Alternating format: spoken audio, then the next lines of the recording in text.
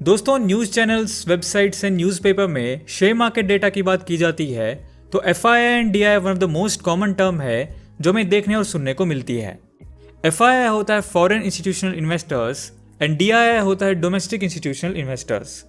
और इस वीडियो में हम इनके बारे में डिटेल में बात करेंगे, लेकिन इसको अच्छे से समझने के लिए हम पहले बेसिकली समझ लेते हैं मार्केट में कौन कौन से डिफरेंट टाइप के इन्वेस्टर्स होते हैं। स्टॉक मार्केट में जो इन्वेस्टमेंट की जाती है उसको हम मेजरली दो पार्ट्स में डिवाइड करते हैं। One is retail investor and second is institutional investors. पहले बात करते हैं रिटेल इन्वेस्टर की। रिटेल इन्वेस्टर का मतलब उन इन्वेस्टर से होता है जो अपने अकाउंट का डिसीजन खुद से लेते हैं, मतलब जो खुद के पैसों को इन्वेस्ट करने के लिए पोर्टफोलियो बनाते हैं कि किस कंपनी में कितना इन्वेस्ट करना है। यह भी हो सकता है कि एक पर्सन 5 से 10 लोगों के अकाउंट संभालता हो, वो भी रिटेल इन्वेस्टर की कैटेगरी में आएगा। कहने का मतलब यह है कि रिटेल इन्वेस्टर के पास स्मॉल अमाउंट होती है। अगर आप डायरेक्टली स्टॉक मार्केट में इन्वेस्ट करते हैं तो आप भी रिटेल इन्वेस्टर की कैटेगरी में आते हैं। चलिए अब बात करते हैं इंस्टीट्यूशनल इन्वेस्टर की। इंस्टीट्यूशनल इन्वेस्टर दो टाइप के होते हैं, FII यानी foreign institutional investors, second DII यानी डोमेस्टिक इंस्टीट्यूशनल इन्वेस्टर्स। पहले समझते हैं कि FII क्या होता है। फॉरेन इंस्टीट्यूशनल इन्वेस्टर्स वो बड़ी ऑर्गेनाइजेशन होती हैं जो दूसरी कंट्रीज में इन्वेस्ट करती हैं। फॉर एग्जाम्पल, अगर एक कंपनी USA में रजिस्टर्ड है और जब वो इंडिया में इन्वेस्ट करेगी तो इसे फॉरेन इंस्टीट्यूशनल इन्वेस्टर बोला जाएगा। फॉरेन इंस्टीट्यूशनल इन्वेस्टमेंट किसी भी इकोनॉमी के लिए बहुत बेनिफिशियल होती है। फॉरेन इंस्टीट्यूशनल इन्वेस्टमेंट जो करते हैं वो ये बड़ी बड़ी कंपनीज होती हैं, जैसे कि investment banks, mutual fund companies, insurance companies etcetera. FII generally stock market में इन्वेस्ट करती हैं। FII के इक्विटी में इन्वेस्ट करने से स्टॉक मार्केट में अनयूजुअल एक्टिविटी हो सकती है क्योंकि इनके पास बड़ी बड़ी अमाउंट होती है। अगर ये सारी इन्वेस्ट कर दें तो शेयर के प्राइसेस में ड्रास्टिक इंपैक्ट आ सकता है।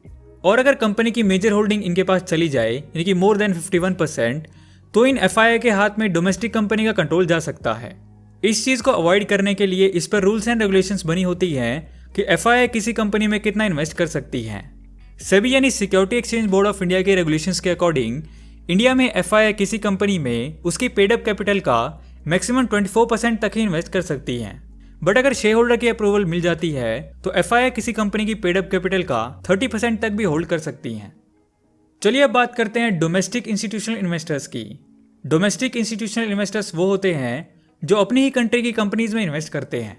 डोमेस्टिक इंस्टीट्यूशनल इन्वेस्टमेंट भी ये बड़ी बड़ी companies, investment banks, mutual funds, insurance companies etcetera होती हैं। दुनिया के कुछ लार्ज इंस्टीट्यूशनल इन्वेस्टर्स के एग्जांपल हैं BlackRock, Vanguard asset management, State Street Global Advisors etcetera. तो बेसिकली इंस्टीट्यूशनल इन्वेस्टर्स का काम होता है बहुत बड़ी बड़ी अमाउंट जो कि अलग अलग लोगों से इकट्ठा की गई होती है उसको different financial instruments and asset classes में इन्वेस्ट करना। तो उस अमाउंट को इंस्टीट्यूशनल इन्वेस्टर्स अगर अपनी ही कंट्री में इन्वेस्ट करते हैं तो उसको बोलेंगे डोमेस्टिक इंस्टीट्यूशनल इन्वेस्टमेंट, और अगर वो फॉरेन की किसी कंपनी में की जाएगी तो उसको बोलेंगे फॉरेन इंस्टीट्यूशनल इन्वेस्टमेंट। अब आगे हम बात करेंगे कि जो ये इंस्टीट्यूशंस होते हैं ये फॉरेन कंट्रीज में इन्वेस्ट क्यों करते हैं। आगे बढ़ने से पहले मैं आपको बताना चाहूंगा एलिस ब्लू के बारे में, जो कि इंडिया का one of the leading discount stock broker है, जिसके थ्रू आप स्टॉक मार्केट में इजीली इन्वेस्टिंग एंड ट्रेडिंग कर सकते हैं। एलिस ब्लू के ब्रोकरेज चार्जेस इंडस्ट्री में लोवेस्ट हैं, only ₹15 on all segments intraday and 0 brokerage on equity delivery trades.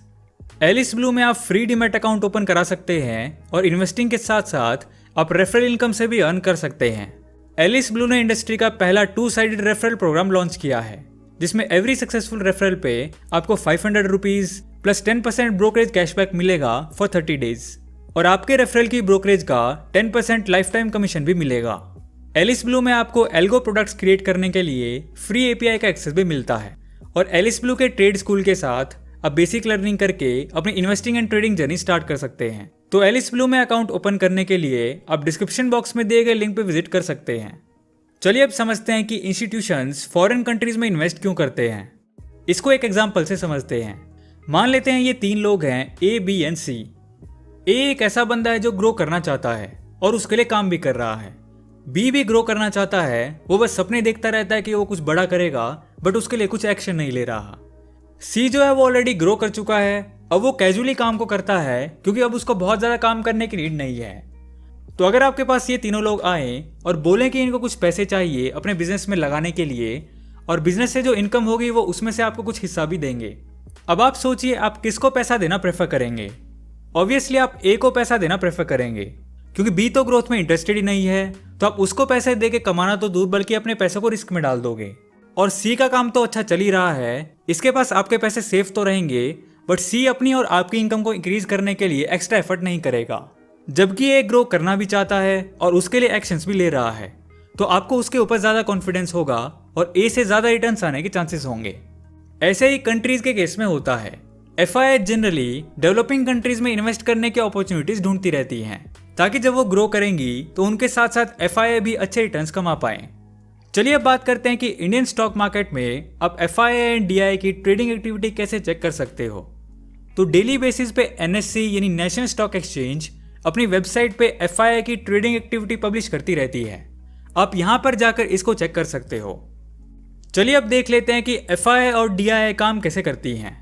FIIs और डीआईआईज इन दोनों की रिसर्च टीम होती है। ये रिसर्च करने के लिए एक्सपर्ट्स को हायर करते हैं, इसलिए इनकी रिसर्च बहुत अच्छे लेवल की होती है। ये कंपनीज की प्रॉपर रिसर्च करने के बाद ही उसमें इन्वेस्ट करते हैं। ये कंपनी की करंट सिचुएशन और फ्यूचर पोटेंशियल का पता लगाने का काम करते हैं। क्योंकि इनकी अमाउंट बहुत बड़ी होती है, इसलिए इनको बहुत केयरफुल रहना होता है। तो दोस्तों आज की वीडियो में इतना ही। जल्दी मिलते हैं अगली वीडियो में एक ऐसे ही नॉलेजेबल टॉपिक के साथ।